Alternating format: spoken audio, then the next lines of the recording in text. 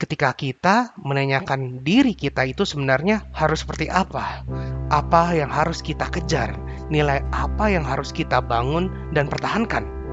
Dan ujung-ujungnya, hidup kita itu pengennya tuh lebih bahagia, betul nggak? Pada saat itu akan menimbulkan pertanyaan, kira-kira apa ya yang harus kita lakukan?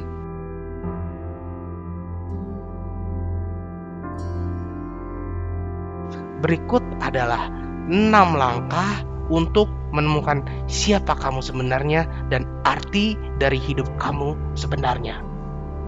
Yang pertama adalah diam. Kamu tidak dapat dan tidak akan bisa mengenal diri sendiri sebelum kamu meluangkan waktu untuk merenung dan berdiam diri. Banyak orang tidak mengenal diri mereka sendiri karena mereka itu takut dengan keheningan dan takut dengan kesendirian. Dan terlalu tidak nyaman untuk sendirian dan mempelajari setiap kekurangan. Tetapi hanya ketika kamu sendirian mengevaluasi diri sendiri dan benar-benar jujur dengan diri kamu sendiri, kamu akan benar-benar dapat melihat setiap nilai, setiap aspek dalam kehidupan kamu, yang baik dan yang buruk. Dengan berdiam diri, merenung, kamu akan lebih mencari tahu siapa diri kamu sebenarnya. Seorang bijak pernah bilang seperti ini, mengamati diri sendiri itu adalah titik awal yang diperlukan untuk melakukan suatu perubahan. Yang kedua, sadarilah siapa kamu sebenarnya, bukan siapa yang kamu inginkan.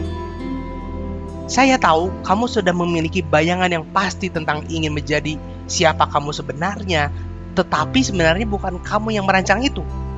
Itu adalah pikiran orang lain yang kamu terapkan dan sehingga memberikan inspirasi untuk kamu, sehingga kamu rasanya pengen jadi seperti mereka. Pada saat inilah pentingnya memahami diri kamu sendiri. Ketika kamu tahu siapa diri kamu sebenarnya, kamu akan lebih ringan dan kamu rasanya tuh akan lebih mudah lagi untuk menjalankan kehidupan ini. Kamu bisa mengoptimalisasikan kelebihan kamu apa, bakat kamu apa sebenarnya. Dan pada akhirnya, kamu bisa menemukan versi kebahagiaan kamu itu. Kadang, apa yang kita inginkan itu adalah menipu diri kita sendiri. Kadang kita inginkan itu sebenarnya, itu nggak cocok buat diri kita. Itu nggak sesuai buat diri kita. Dan itu bukan yang sebenarnya kita cari. Ketika kita menemukan siapa diri kita sebenarnya, dan kita itu akan lebih mudah menemukan sebenarnya apa yang kita perlukan, dan apa yang kita inginkan. Dan pada akhirnya kita akan tahu apa yang layak untuk kita perjuangkan dan apa yang layak untuk kita tinggalkan. Yang ketiga itu adalah cari tahu apa yang kamu kuasai dan apa yang kamu tidak kuasai. Ini mungkin langkah tersulit dalam proses menemukan jati diri kamu, tapi ini bagian yang penting. Tentu sebenarnya dibutuhkan trial dan error untuk menemukan apa yang kamu kuasai dan tidak. Di sini kamu perlu berusaha lebih dan gak menyerah untuk menemukan itu. Setelah kamu menemukan itu, kembangkan keahlianmu di sana. Lalu bagaimana dengan skill lain yang diperlukan? Gini, paling gampangnya seperti ini.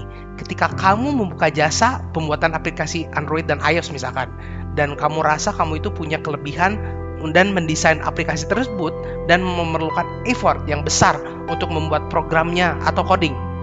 Pada saat itu, kenapa kamu tidak lebih fokus saja? Karena kamu punya kelebihan di desain. Kamu lebih fokus di desain yang lebih menarik buat kamu. Dan pada saat itu kamu bisa upgrade skill kamu, sehingga desain kamu lebih menarik dan lebih berkelas. Dan dengan waktu yang bersamaan, kamu pada saat itu, karena kamu membutuhkan seorang ahli coding, gak ada salahnya kamu untuk berkolaborasi dengan seseorang yang memiliki kelebihan yang lain. Pada saat itu kamu akan bisa menghasilkan karya yang luar biasa. Yang keempat itu adalah temukan apa yang kamu sukai.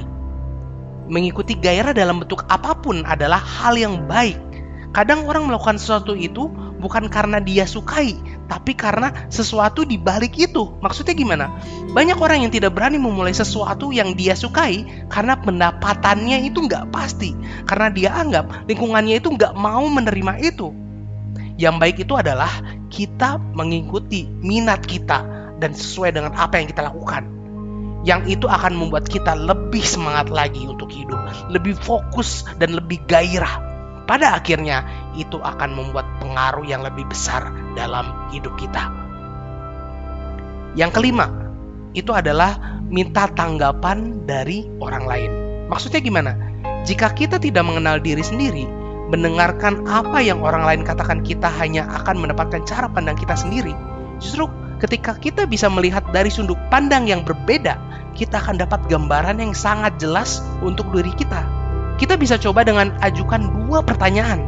Pertanyaan yang sederhana ya, kepada seorang yang kita bisa percaya gitu ya. Yang pertama itu adalah, menurut kamu kelebihan apa yang perlu saya pertahankan dan dikembangkan? Itu pertanyaan pertama. Yang kedua itu adalah, menurut kamu kelemahan apa yang harus saya perbaiki? Dari situ kita bisa belajar. Ya tentu saja ya, pendapat dari mereka mungkin nggak semuanya itu bisa kita terima, tapi masukan mereka itu bisa saja akan menunjukkan berapa hal yang seharusnya, yang setidaknya harus kamu bisa lebih perbaiki lagi, kamu bisa lebih dalami lagi. Langkah ini sebenarnya sangat penting untuk menemukan kesulitan yang dalam diri kita itu sebenarnya apa. Yang terakhir itu adalah, yang keenam, itu adalah kamu bisa menilai relationship kamu, hubungan kamu. Aspek besar dari mengenal diri sendiri dapat ditemukan dari dalam hubungan kamu dengan yang lainnya. Ketika kamu ya menyadari bahwa kamu tidak akan pernah benar-benar mengenal orang lain sampai kamu bisa menemukan diri kamu sendiri. Maksudnya gimana? Kebenaran itu terutama berlaku bagi para pebisnis ya. Contohnya kayak gini, karena jika kamu tidak mengenal orang-orang di tim kamu ya, kamu akan susah untuk mengambil keputusan. Ini juga berlaku untuk hubungan kamu. Apapun yang kamu jalani dalam hidup kamu, hampir sama seperti kamu perlu mengenal diri kamu sendiri dulu. Pada saat itu orang lain juga perlu mengenal kamu itu seperti apa. Orang lain itu perlu mengenal kamu, karakter kamu itu seperti apa sebenarnya. Gunakan ini semua untuk melawan ketakutan terbesar kamu.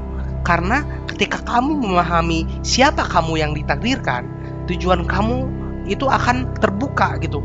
Ketika kamu menyadari siapa diri kamu, kamu akan lebih cepat menemukan jalan kamu. Dan kamu bisa lebih berfokus pada kekuatan kamu yang menjadi daya tarik kamu. Ketika kamu mengenal diri kamu sendiri, kamu akan menemukan lebih banyak kedamaian dan kamu akan menemukan kesuksesan lebih cepat dari sebelumnya. Sekarang mulailah bertindak dan temukan diri kamu sebenarnya.